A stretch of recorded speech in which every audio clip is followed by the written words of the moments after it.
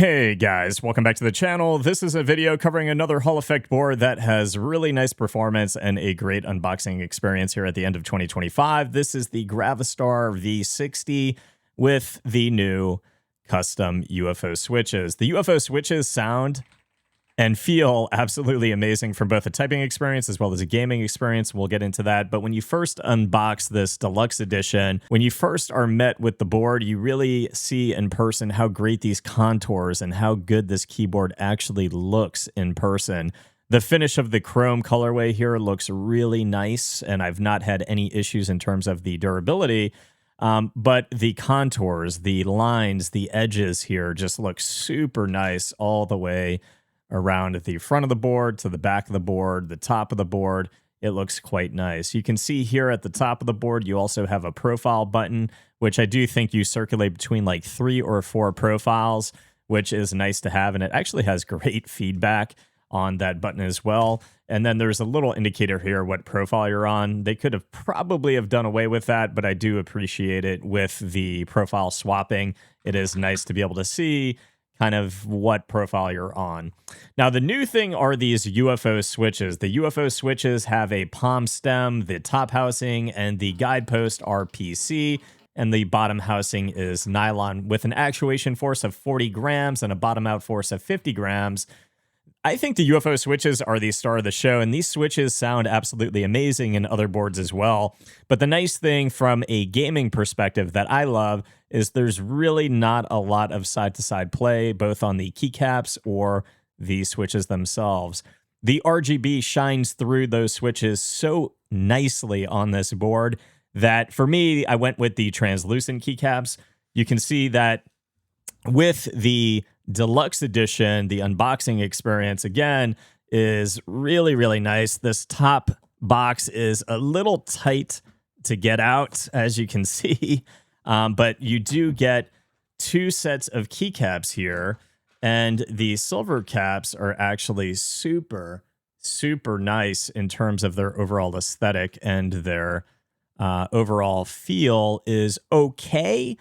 The chrome caps have a similar sound and feel to the translucent caps, but they're a little bit more slick, I found, which obviously from a gaming perspective, when things are getting a little spicy, that is primarily the reason I swapped to the translucent, but the translucent caps aren't that much better in terms of their slickness. But I will say that the RGB with the translucent caps just looks so good on this board that I had to go with the translucent caps.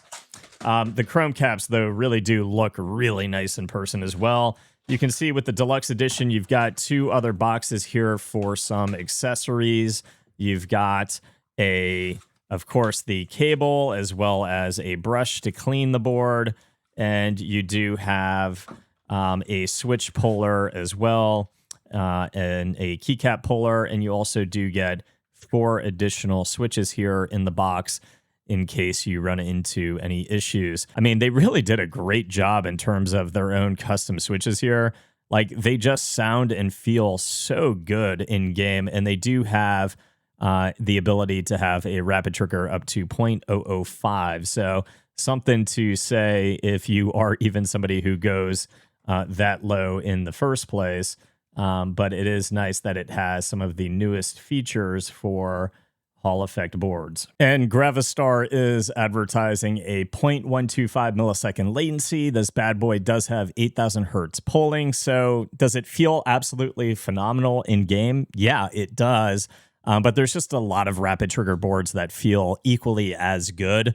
But again, I think the primary thing about the board is, again, that amazing and unique aesthetic. Very different than other things on the market, as well as those UFO switches just feeling and sounding amazing out of the box. Another thing as well, the RGB, I've already mentioned it, but the RGB at the front of the board as well just looks sick. And there is also that side RGB as well, just making everything here look so epic on this board. And I'll turn the lights a little bit lower so you guys can see how good it really looks in person. With the lights tuned down. But to give you guys a sound test,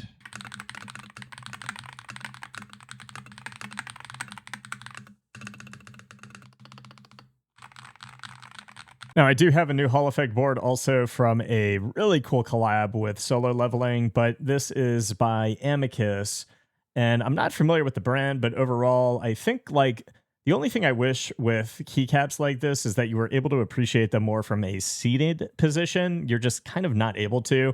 But if you're somebody who's using a hand cam and you really love Solo Leveling, I think this is a theme from Season 2, and it looks really, really clean in terms of the keycaps.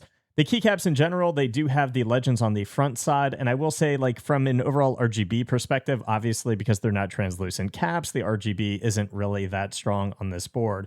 It is a all aluminum build, and the coolest feature, I think, or one of them, is on the back of the board. You've got this really cool design aesthetic here with the eyes on the back. It is a pretty cool board in a all aluminum chassis here. It does feel like it has pretty good weight. It's a 65% design like you guys just saw. But the aluminum here has a little bit of a sparkle, giving it just a little bit more of a design aesthetic. I will say, though, that overall, it does seem just kind of like a run-of-the-mill general aluminum frame. There's nothing really like that fancy or, mind-boggling about it. It's just kind of a simple design aesthetic. Obviously, the main thing here is if you're a Solo Leveling fan, I think that you would probably like the board in person. Overall, it does use the Gateron Mangird switches, which were a collab with LumenKey. They are not my favorite as far as the implementation in this board. They do have kind of a nice downstroke. There's not a lot of wobble or movement here on the Switch in general with the keycaps on. But what I will say is it's just not like as satisfying of a thok as the Gravastar board. Overall, the aesthetic, again, is what is going to be the main selling feature here in terms of the performance. It spouts Hall Effect, 0.005 rapid trigger, 8,000 hertz polling. It has a 46K advertised scan rate instead of a 256K. But overall, like the performance differentials here, you can barely tell a difference when you are A and B testing these in game, unless you're, really, really grinding tack shooters. Overall performance here seemed good to me, and it does have an FR4 plate. I will say, like, the sound profile, there's not really any ping. Everything does feel rather stable. There's not a lot of give when you are pressing down, so it does feel like a nice experience, in my opinion, for gaming. I don't like when there's a lot of give, like on some mechanical and Hall Effect boards. But overall, it does seem pretty well tuned in terms of these stabilizers. I'm just not the biggest fan of those Mangird switches. The UFO switches in this sound fantastic, and you could always swap out these switches for others as well, whatever you are preferring. But to give you guys a sound test in its default format,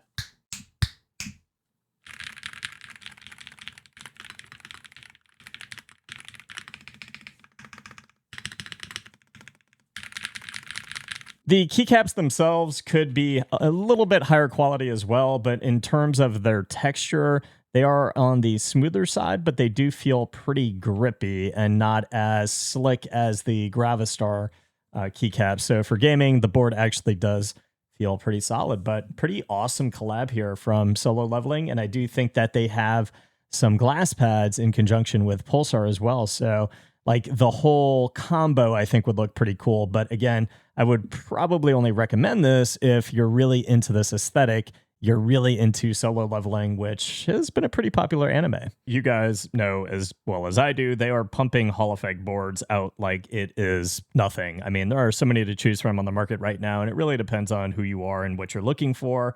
I think the design aesthetic is really, really clean on this new Gravastar board, which was honestly very surprising to me. I think the performance, the UFO switches, everything just felt really good, and it performed really well. And I thought the online software was actually really, really easy to follow, very clean in terms of its overall aesthetic.